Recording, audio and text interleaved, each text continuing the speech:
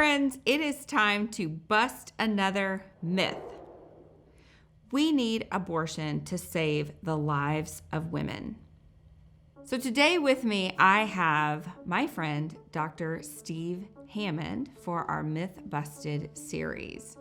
Dr. Hammond is a former abortion provider. He performed over 700 abortions many years ago, but now he is fully pro-life. He is redeemed. He is a man of God, and he has delivered over 4,000 precious babies. He's been an OBGYN for 40 years, and I'm so glad to welcome him to our Myth Busted series. Welcome, Dr. Hammond. Thank you for having me, Abby. Good to be here. Of course. So today we're going to talk about something that comes up all the time as an excuse to have abortion. I mean, people say this all the time. We need abortion to save the lives of women. And it's an excuse to that's used in legislation. It's an excuse that's used on social media, just all the time. We hear this exception all of the time. The lives of women. Are there really ever cases where we need to kill a child in order to save a woman's life? The short answer to that is no, never. And in my practice, I've delivered over 4,000 babies, and because I practice in a group, I've been involved in the pregnancy care of over 20,000 women. So there are cases where a woman has severe preeclampsia, for instance, and people will say to me, but Abby, what about preeclampsia? And my answer has always been, killing the child is not going to cure her of preeclampsia.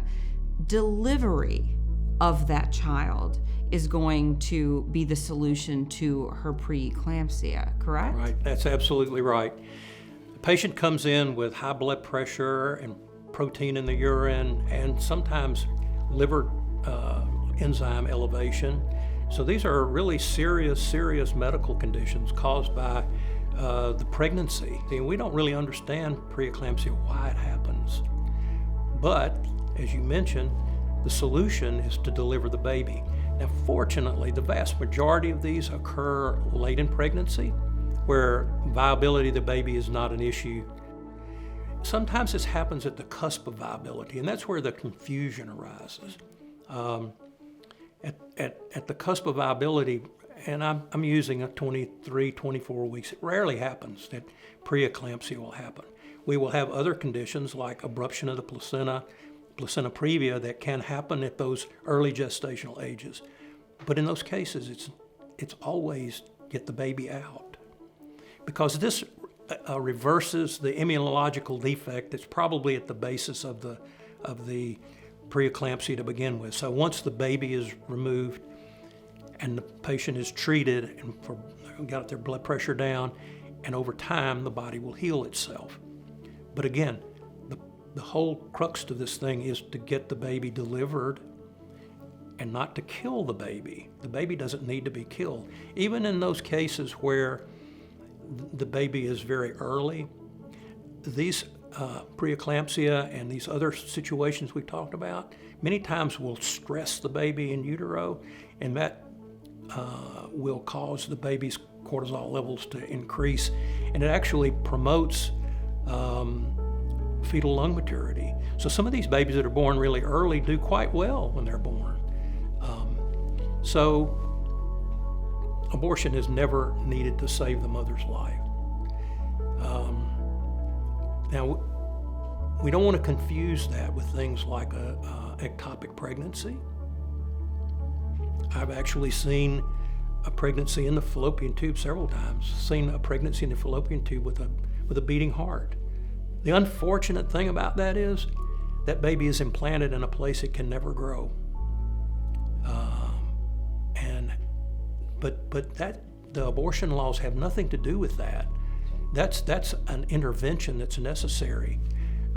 That's not an intrauterine pregnancy. That's a pregnancy in the fallopian tube. And if that goes more than about 8 or 9 weeks in most cases, the tube's going to rupture, you're going to have a catastrophic hemorrhage, and the woman can die from that. In cases where a woman is preeclamptic, or she has cardiomyopathy, or she has one of these specific cases, physicians, their job is going to be to care for both patients, the mother and the child. And so there may be times where an early induction needs to be done, and you care for the child and the mother.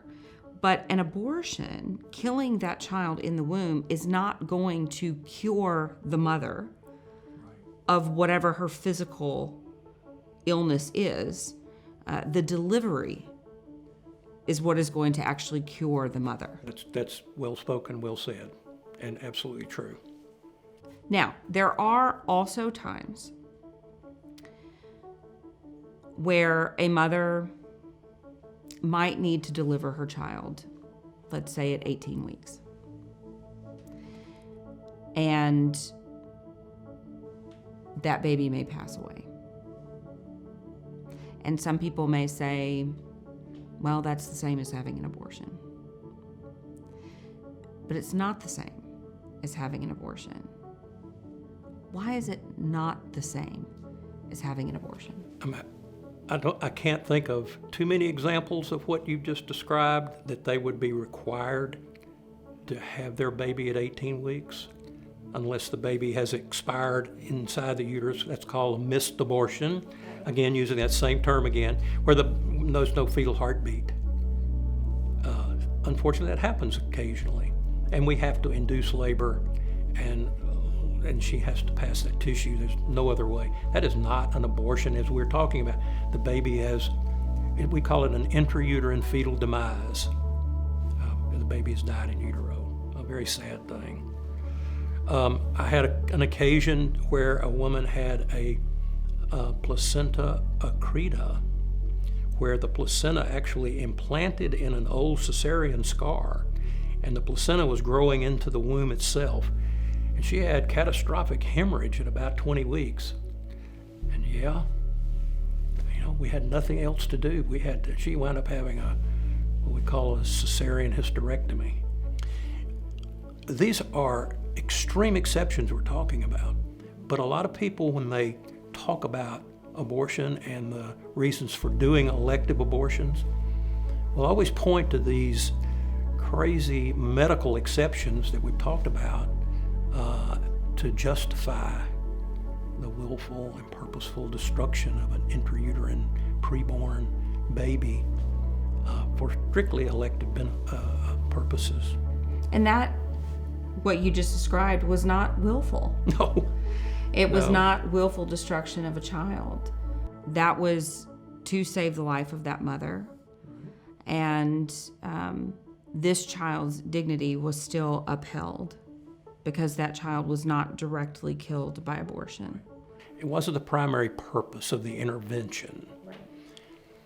And I think that's the important distinction to make here. It's not the primary purpose of the intervention. When an abortion is a failed abortion, you know what that means? That means the abortionist didn't kill the baby. It was failed because they didn't kill the baby. That was the purpose of the intervention in that case, was to remove the pregnancy. And of course, the purpose of an abortion is to stop the pregnancy from developing so the woman will not carry the baby to term and have a child. That's the purpose of doing an abortion. Right. Thank you so much for joining us, Dr. Hammond. I know that I have learned so much, and I know that our viewers have been just so enlightened by everything that you have shared. So thank you so much for joining. Well, it's been a pleasure to be here. Thank you for having me.